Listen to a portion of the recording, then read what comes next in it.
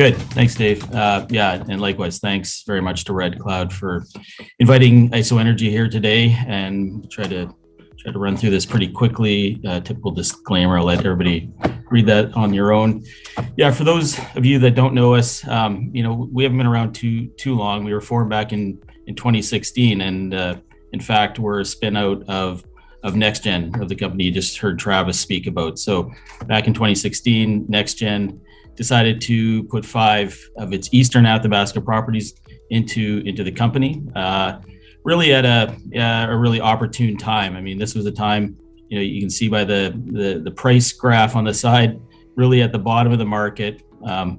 Tough time to start a company, but really an opportune time to take advantage of a low market when you're a company that believes in the long-term future of the industry, which of course NextGen did. And really, it's turned out very well.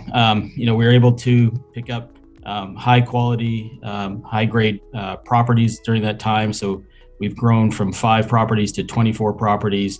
We have a great technical commercial team in place that we put together at a time, again, when the market was down, and I think picked up some of the best talent in the industry.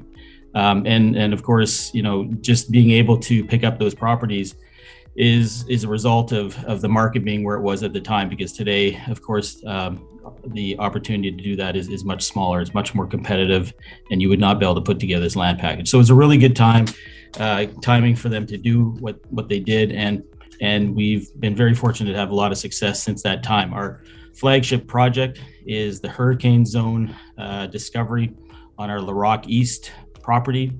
It's a property that's 100% owned by IsoEnergy. We actually picked that property up in March of 2018, went into there at the end of a summer drill program, first hole, hit some mineralization, and really since that time, we've had 6 drill programs and just focused almost exclusively on developing and determining what the Hurricane Zone is on the Larocque East property. We've had great results, and it's been really the company maker for IsoEnergy. You can see some of the drilling highlights on the left there.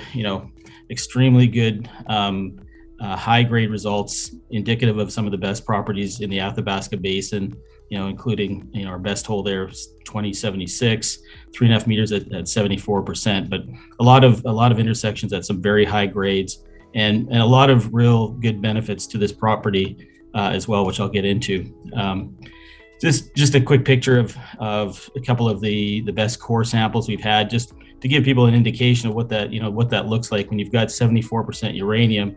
And a lot of the people on this panel have seen this at other facilities, but that's pure pitch blende uranium, almost that black piece of the core there that's from LE 2076. The bottom one is from our best hole last summer, 107. And really, we've just continued to, over the last couple of years, develop and determine exactly what the scope and size of Hurricane is.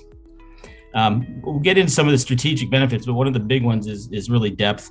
So it's located about 325 meters below surface within the Athabasca Basin. It's an unconformity hosted deposit. And really, just to give you a sense, through this graphic of, how that ranks with other deposits. And really, I guess the main takeaway is that, it doesn't create any kind of barriers at that depth. You've got a lot of very successful projects at that depth and deeper that have come online. Over the last year, a little bit of a brief pause during COVID, but really gotten back up north since summer of last year, 2021. Done a lot of drilling, mostly on the Larocque East and with Hurricane, but also starting to branch out and get into some of these other properties. Had a big development project or work being done last summer at Hurricane to really try to map out exactly, again, what those boundaries of the deposit are. This winter, we went back up, did a lot of geophysics to give us good targets in advance of this summer's drilling, and also to continue drilling on the Larocque East, not just on Hurricane, but out further on the conductor, which I've got a couple of slides coming up here on. This is a diagram schematic of the Hurricane Zone itself. And really, again, just a lot of strategic advantages to this deposit. Not only is it very high grade, It's in a great, area of the basin, and at shallow depths, but it is it within the infrastructure of the basin. It's right along the roads, the power, and one big advantage is it's only about 40 kilometers from Orano's existing McLean Lake mill. There's no lake, water cover of any kind, and you'll see that border. This is kind of an important piece of the puzzle here, but that left side, there's a line right which goes through what looks to be like the hot spot of the deposit, and that's the border with Orano and Cameco's Dawn Lake joint venture. So there hasn't been a lot of work on that historically, on that, immediately on that side, but we understand there is work to be done, or being done on that side now, to determine what is, on the other side of this deposit. So going forward, that'll also be another important piece of the story of Hurricane and how this story develops. Just in general, like I said, the Rockies property itself is actually quite big. You can see the star down to the left. That's Hurricane. So Hurricane's a very small part of Larocque East. That red section that you see curling around out to the east, there's 15 kilometers of conductor. We've started doing a lot of drilling work to further expand our development of that property and see what else it holds. We'll continue to do exploration on that property. We did a lot this winter. We'll go back up there this summer, and that work and planning is, of course, underway and set to get going in July. Just kind of finish this all up on the exploration side. As I mentioned, the last couple of years have all been about Hurricane and Larocque East, but we do have these other 23 great properties, and we've started to look at where do we want to spend more time and resources on those projects as we kind of get further down the road of the Hurricane story. So we did some drilling last summer on Geiger, which is one of our favorite projects prior to finding Hurricane. We did some geophysics this past winter to follow up on that summer drilling program, and we'll get back up there this summer to follow up again. And we still have a lot of prospectivity in that property that we wish to explore. Lots of other ground geophysics. We've done some airborne ground geophysics over the last year. This past winter, we did some on our Hawk and Ranger projects. That's, of course, setting us up for future drilling targets as well. And I think just in the interest of time, we won't get much into that. But just Travis mentioned it. I don't think we'll probably have time to get into the market, other than to say everything in the market, continues to point in the right direction. So despite, what we've seen in the overall general market the last few days, I guess the one takeaway I have from that is the positive is that none of the negativity in the market is coming from uranium sector or nuclear in general. Everything, in the sector, in the market looks very positive for the future. IsoEnergy as a company, we're cashed up right now. We've got about $8 million left in the bank, so we're in good shape to get us through this year. We'll look at raising money when we need to, but only to support the actual work that we want to do.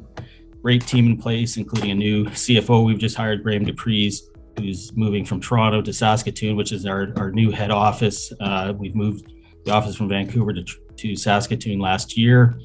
And again, just, the next gen support is very strong. So not only were we created out of next gen, they continue to hold just over 50%, and tons of, not just corporate and finance support, but just organizationally, strategically. Lee Courier, the CEO of Next Gen, is our chairman, and we have a lot of support from other directors that have experience at Next Gen as well.